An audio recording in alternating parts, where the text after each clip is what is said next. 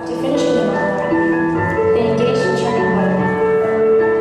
As the ladies of Raja loudly sang the glories of Lord Sai Krishna, their songs, blended with the sound of their churning, ascended to the sky and dissipated all inauspiciousness in every direction.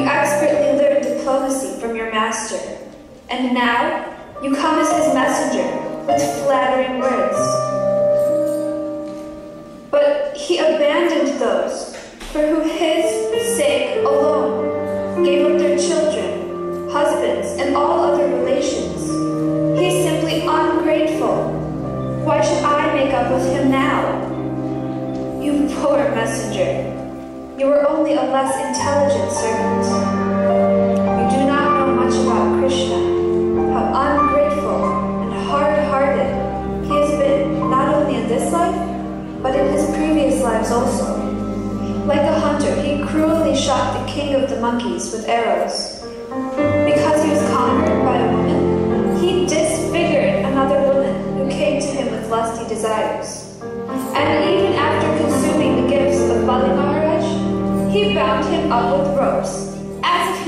crow. We gopis of Vrndavan do not want to make any more friendships with this blackish boy. But we do not know how we shall be able to give up remembering and talking about him. No one should hear about Krishna because as soon as a drop of the nectar of his transcendental activities is poured into the ear, one gives up attachment to this material world, including anything materially dear to a person. Thus he wanders in search of Krishna and voluntarily accepts the profession of a mendicant. So please, do not talk about Krishna anymore.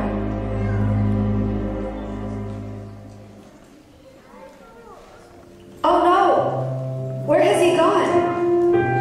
Has he returned to Krishna and informed him of my talking against him? Krishna must be very sorry to hear it. Oh friend, has my beloved sent you here again?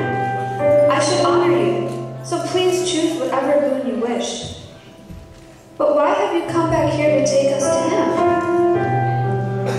Oh Uddhava, it is indeed regrettable that Krishna resides in Mathura. Does he remember his father's household affairs and his friends the cowherd boys?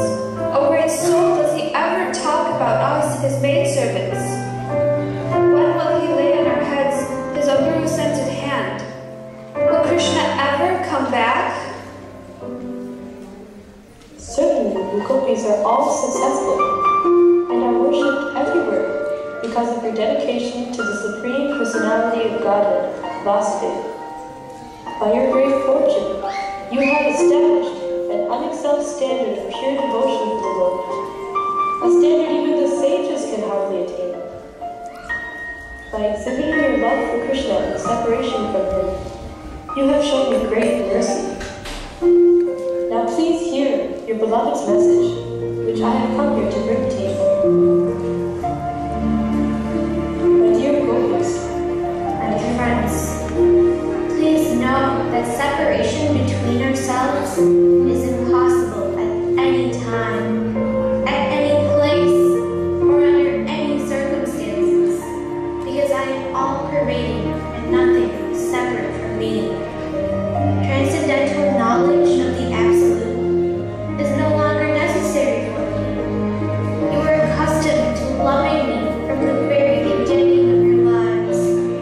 My dear gopis, to increase your love, I have purposely separated myself from you, so that you may be in constant meditation on me.